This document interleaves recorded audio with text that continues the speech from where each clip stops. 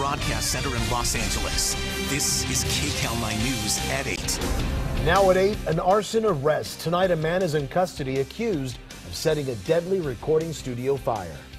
And a big decision for Los Alamitos on its sanctuary status. Protesters for and against are making their voices heard. I can use the bathroom, but Weston couldn't. Amen. I feel it may be my skin color. Then a racial controversy at a Southland Starbucks. The confrontation caught on camera. Hello, everyone. I'm Juan Fernandez. And I'm Lena Wynn. If you've been outside, you know our top story tonight. Wild winds in Southern California. This is a live look now at Long Beach, where Old Glory is being tossed around. Sure is. Those winds are blowing down trees all over our area. Take a look at this tree that fell on a home in Compton. Looks like a close call. No one there was hurt. And take a look at this. Yet another tree down this afternoon. This one in Van Nuys. That tree falling down on the street at Sherman Way and Orion. And in West Los Angeles, a tree also falling down in Brentwood. Our Stu Mundell was over the scene in Sky9 on San Vicente west of Bundy.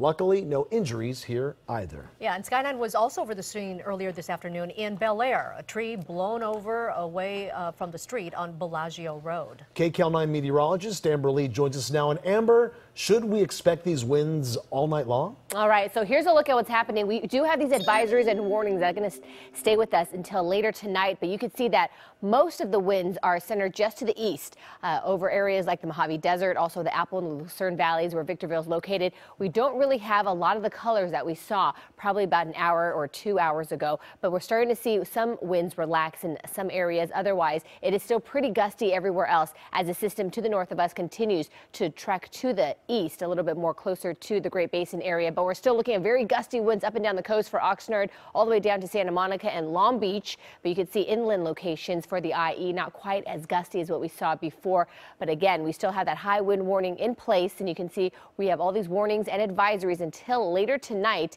and in some areas staying until tomorrow morning. So that includes the high desert communities. We're going to continue to see more of these winds sticking around as we head into the overnight hours. But a lot of these advisories should be relaxing and also expiring once we head into the next couple of hours. But things are quickly changing. I'll tell you about the possibility of showers in our forecast. Back to you. All right, Amber, thank you. And developing news, the wind was no help at a backyard fire late this afternoon. 2 garages catching fire in Alhambra. This happening on Hidalgo Avenue. Firefighters from Monterey Park in Alhambra were quickly on the scene, putting this fire out, spraying it down with foam. No word tonight on any injuries there. Meanwhile, a 28-year-old man is now charged with purposefully setting a fire that killed 2 people at a recording studio in Universal City. That happened over the weekend. Tonight, 2 survivors are hospitalized in critical condition. KCAL9's Jeff Nguyen has the latest on the fire and reaction from the heartbroken mother of one of the victims. Detectives at LAPD say that security video allowed them to retrace the steps of a man accused of a deadly fire before he was arrested. It's not going to be the same without him.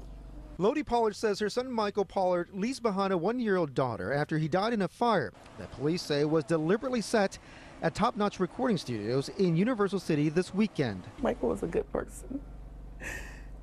He was loving, had a good heart. The fire also killed Pollard's childhood friend Devon Carter. Police say 28-year-old Ephraim Demery was arrested in Willowbrook Saturday evening after investigators found security video that showed him buying gasoline at a Chevron station next door and taking it back to the studio. Poured gasoline inside it, ignited it, and then fled out the back of the location.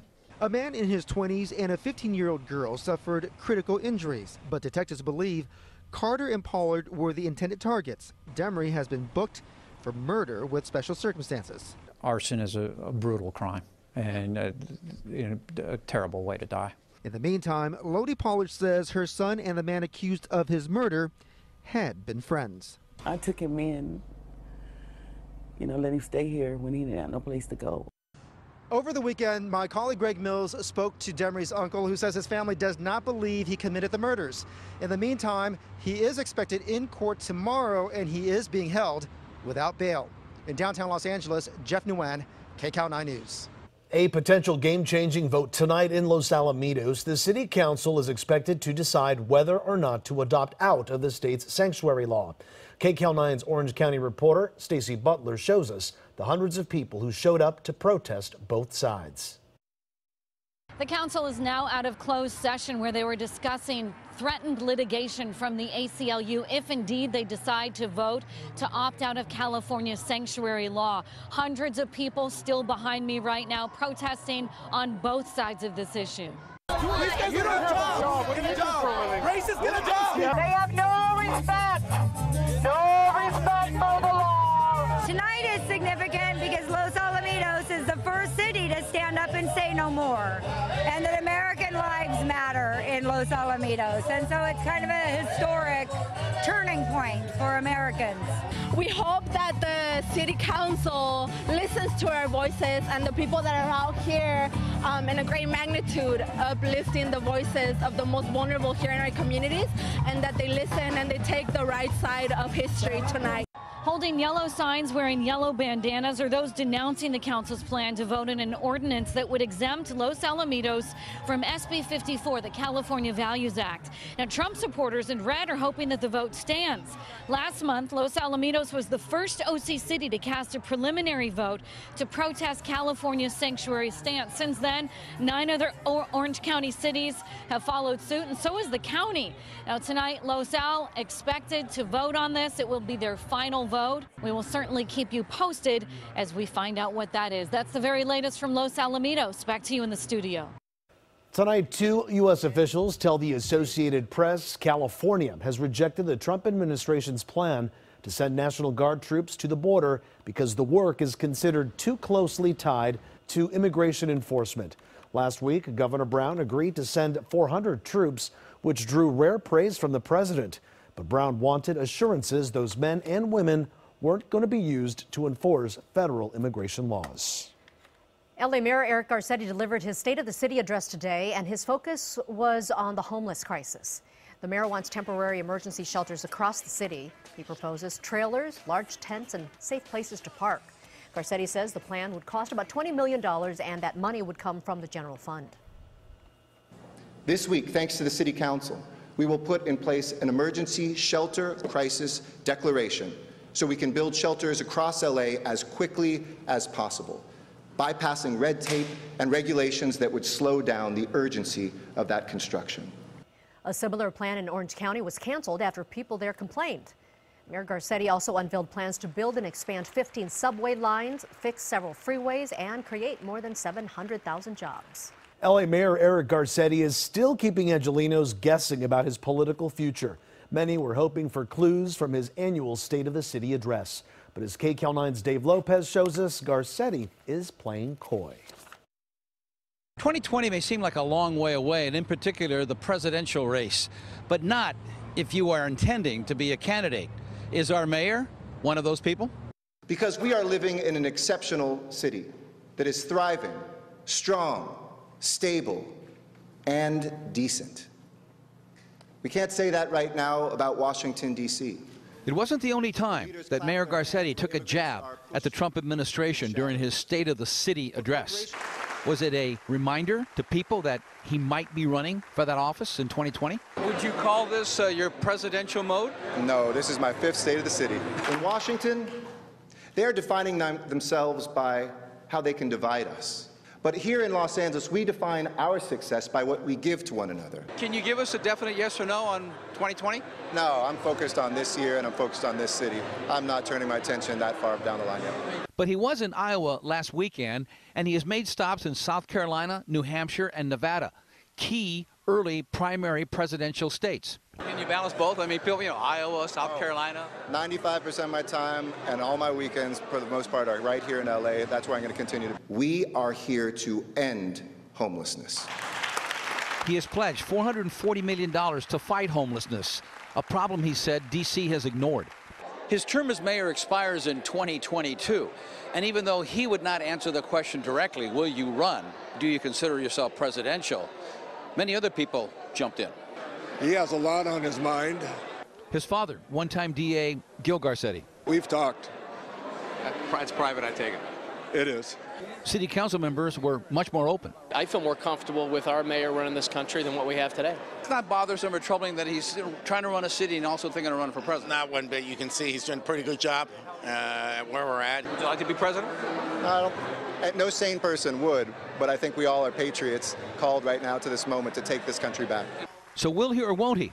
One of his key advisors told me he doesn't have to make a final decision on that until late this year or early 2019. So has the Los Angeles mayor ever run for the presidency of the United States? Yes, in a way. Sam Yorty, but he was never really considered a serious candidate. Mr. Garcetti could be different. From downtown Los Angeles, Dave Lopez, KCAL9 News. A scary wake-up call for a Reseda neighborhood after 2 carjacking suspects bailed during a pursuit. It started just before 5 o'clock this morning. 2 men with a gun and a knife carjacked a pickup truck in Oxnard. They led police on a high-speed chase. There were a few close calls when they ran red lights. They ditched the truck in Reseda. People were advised to shelter in place. We heard the helicopter, they're flying over here. I did make sure that there wasn't anyone outside my front door when I left. Police arrested 1 suspect right away. It took them a few hours before they found the other, who was hiding. A former police officer and his sister-in-law have been sentenced after being convicted of attacking a teenage boy and a man in Huntington Beach. A judge sentenced Arthur Roman and Jessica Roman in a Santa Ana courtroom today. The former Illinois officer got a year in county jail, and his sister-in-law must spend 90 days under house arrest. The 2, along with Martin Roman, the younger brother of Arthur, attacked the 2 victims back in February of 2016. One of them was stabbed. The defendant's remorseful for what happened. We think there's still definite questions about what happened back on the day of the incident. Martin Roman was sentenced to 3 years formal probation in a veterans courts.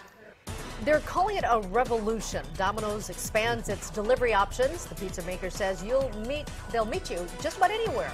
That's next at 8. Amber. And a live look right now with our Santa Monica Pier camera where the winds are still gusting up. How long will it last? I'll break down the forecast for you coming up. Also at 8, a bombshell revelation in court. I'm Meg Oliver in New York with the legal fight over the raid into President Trump's personal lawyer.